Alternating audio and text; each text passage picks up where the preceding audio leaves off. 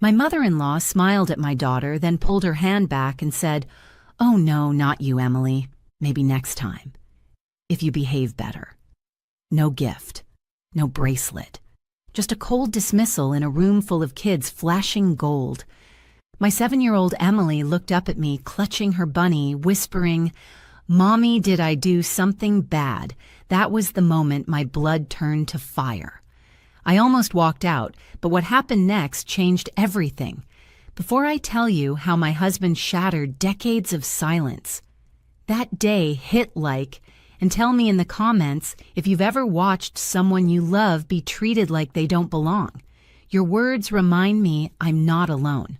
I'm Claire Thompson, 34, and for most of my life I thought I'd married into a picture-perfect family.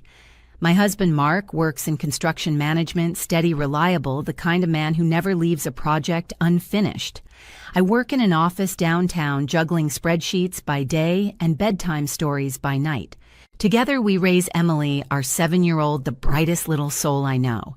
She has big brown eyes that always search for approval and a laugh that used to fill every corner of our house. But when it comes to family gatherings, nothing ever feels simple. Mark's mother runs them like she's the queen of some private kingdom. The big old house she lives in, the one with the creaky porch and the chandelier that hums when the air conditioner kicks on, becomes her stage. Every holiday, every so-called special gathering, it's the same ritual. She cooks up enough food to feed 3 churches lines the table with trays of cupcakes from Walmart, dressed up on her own china plates, and calls in all the cousins, nieces, and nephews like she's about to hand down a royal decree. At first I thought these parties were harmless, even sweet, a family that cared enough to come together right. But underneath the laughter and the smell of baked ham, there was always that tension. The quiet measuring of who got what, who sat closest to Grandma, who was worth showing off. And the truth, Emily and I were always on the outside of that circle. Mark would squeeze my hand under the table, that silent warning that said, "Just play along." He grew up in this house, he knew the rules. His mother adored certain grandchildren, the ones who mirrored her pride or carried her name. The rest were tolerated. You could see it in the way she bent down to hug one child, then gave another a distracted pat on the head. Still, Emily never noticed. Not until this year. She was finally old enough to sense that being part of Grandma's special club meant more than a hug at the door. It meant inclusion, belonging. And when my mother-in-law sent out the invitations for this latest gathering, she didn't call it a party. She called it a surprise for all the grandchildren. Those words alone were enough to light Emily up for weeks. She'd come home from school talking about what it might be, maybe matching necklaces, maybe toys, maybe a secret adventure. And I let myself hope too. Maybe this time would be different. Maybe this family would prove me wrong. The day of the gathering felt like it had been circled on the calendar in red. Sunlight poured through the lace curtains in my mother-in-law's living room, catching on the framed photos of smiling grandkids lined up on her mantel. Every detail screamed of celebration balloons tied to the porch rail trays of food spread across the long oak table. Little cousins darting through the hall with their phones already recording. I held Emily's hand as we stepped inside. She was practically bouncing, her stuffed bunny tucked under her arm ears, frayed from years of love. "Do you think it's a puppy? Mommy?" she whispered, eyes wide. I laughed, even though the knot in my stomach told me better. Mark stood close, his jaw already tight. I could feel his discomfort without him saying a word.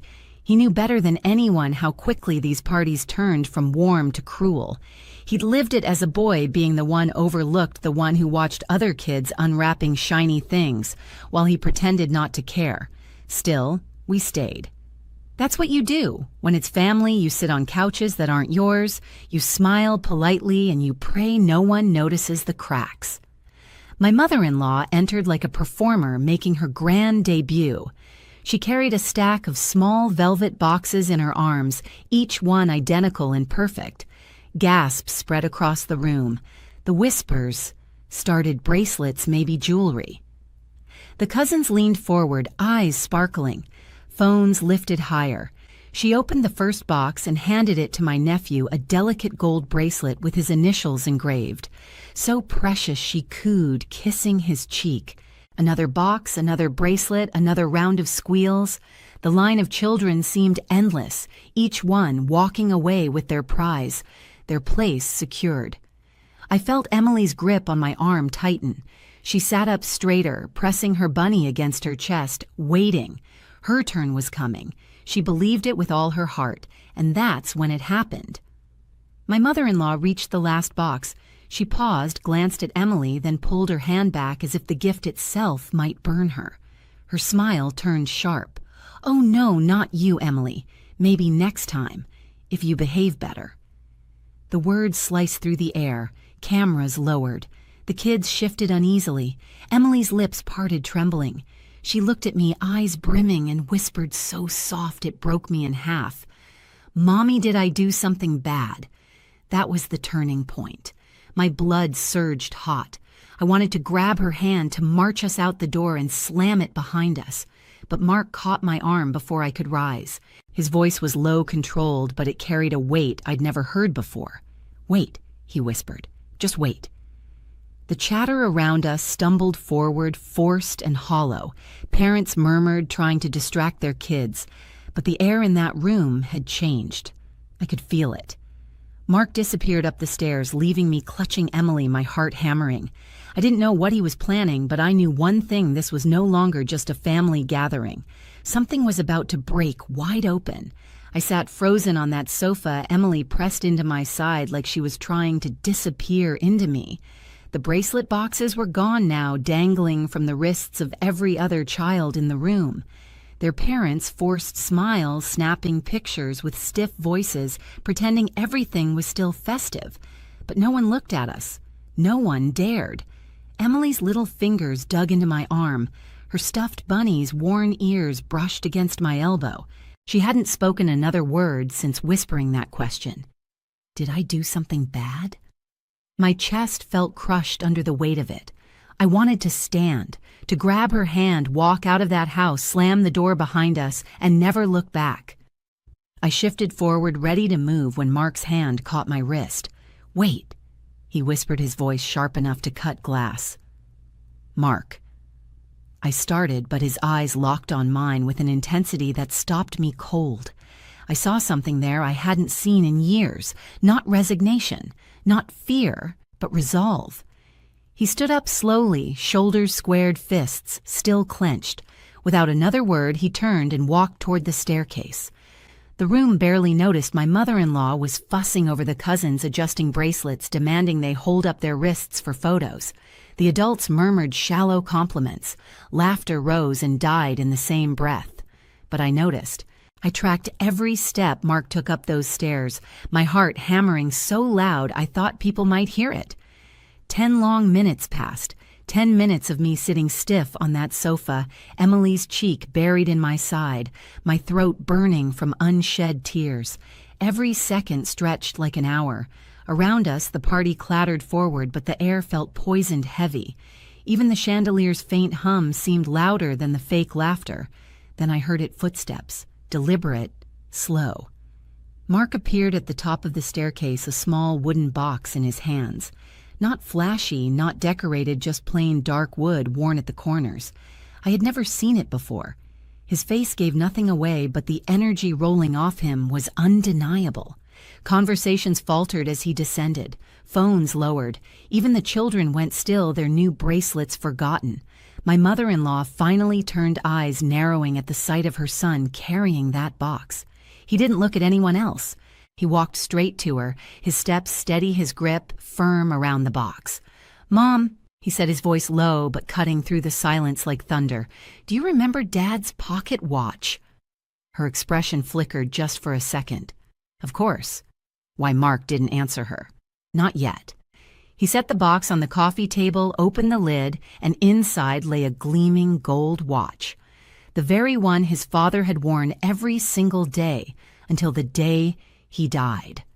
Gasps rippled through the room. I covered my mouth, Emily lifting her head to see. Mark's voice was steady, but I caught the crack beneath it. Dad gave this to me before he passed.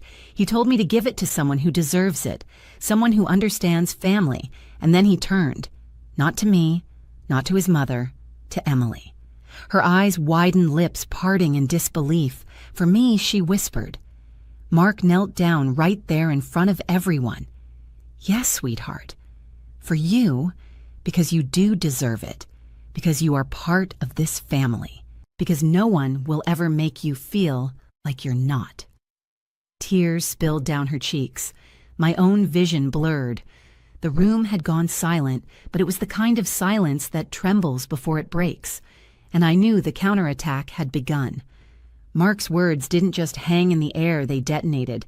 The room that had been buzzing with shallow laughter now sat hollow, every eye glued to him, on one knee in front of Emily.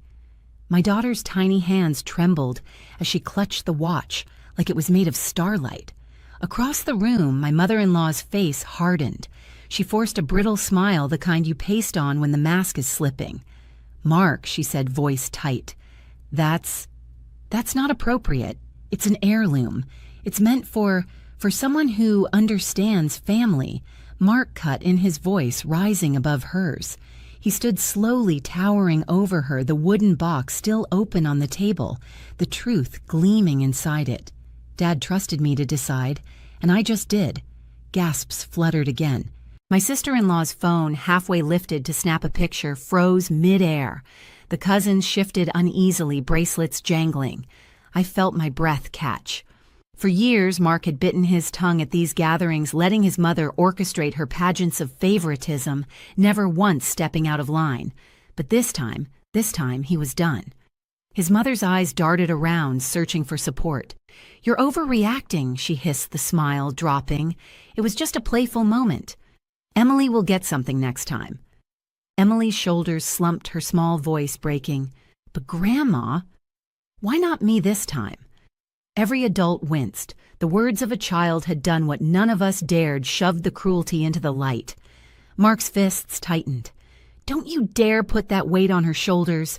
She's 7 years old. She's not here to earn your approval like some contestant. She's your granddaughter, and she deserves love, not conditions." My mother-in-law straightened her chin, lifting with the old arrogance. "Don't lecture me about family, Mark. I built this house. I held this family together after your father died. I decide what tradition looks like." Mark stepped closer, his voice low but thunderous. "Tradition is humiliation. A tradition is shaming children until they break part of the legacy you're so proud of." Her mouth opened, but no words came. The silence stretched. Then my brother-in-law, shifting awkwardly near the fireplace, spoke for the first time. "Mom, that was pretty harsh. You shouldn't have said that to Emily. It was like a crack in a dam." My sister-in-law stepped forward, her hand resting gently on Emily's shoulder. "That's a beautiful watch, sweetheart," she said softly. "You deserve it." One cousin lowered his bracelet, suddenly less eager to flaunt it.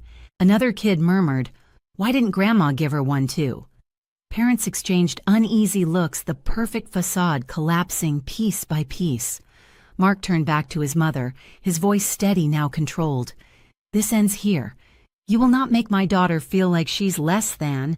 Not in this house. Not anywhere." Her lips trembled, the confidence draining. For the first time since I'd known her, she looked small. "I didn't mean—" "Yes, you did," Mark said sharply, cutting her off. His words landed like a hammer. "You've meant it for years. You did it to me, and now you tried to do it to her." The air shifted again. My chest tightened, realizing what he'd just confessed.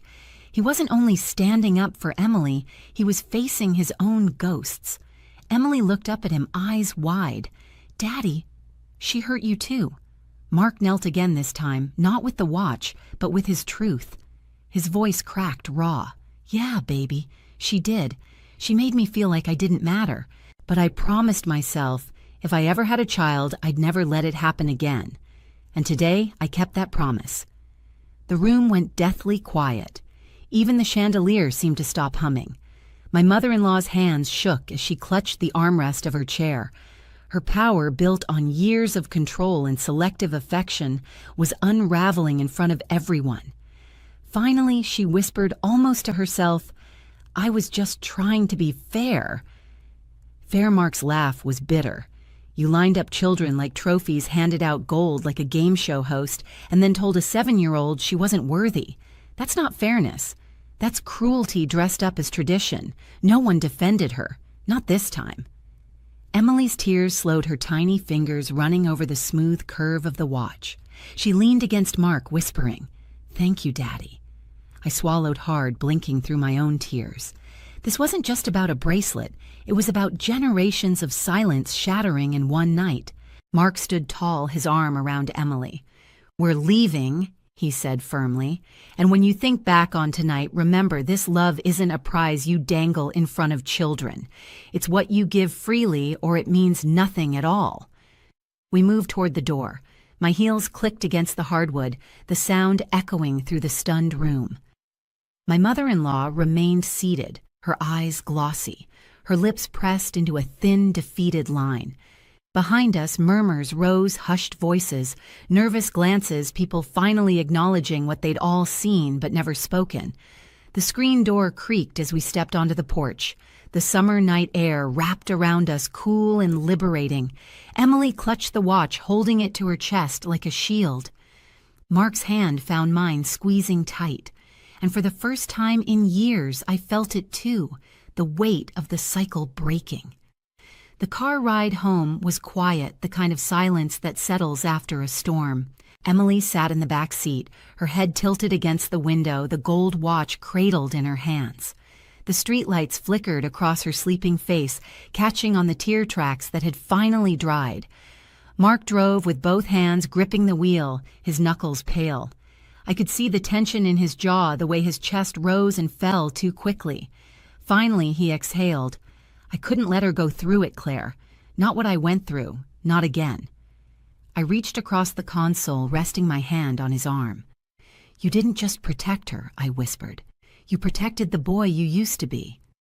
He glanced at me, eyes wet. For the first time, I understood the depth of his silence. All those years, the dinners where he barely spoke, the gatherings he dreaded. Tonight wasn't only about Emily. It was about ending something that had haunted him his whole life. When we carried Emily inside, she stirred just enough to murmur, "Daddy's watch makes me feel like a princess." Mark bent down, kissed her forehead, and whispered, "You're more than a princess. You're loved." Downstairs, Mark sat at the kitchen table, his head in his hands. I touched his shoulder, and he looked up at me with eyes full of exhaustion and relief. "We broke it," he said softly. "The cycle's over." And in that moment, I knew he was right. Emily hadn't just inherited a watch, she'd inherited proof that she mattered. And that love, real love, doesn't skip anyone. Family isn't measured in heirlooms or gold bracelets. It's measured in who stands up when it matters most. That night, my daughter didn't just walk away with a pocket watch, she walked away knowing she was worth fighting for.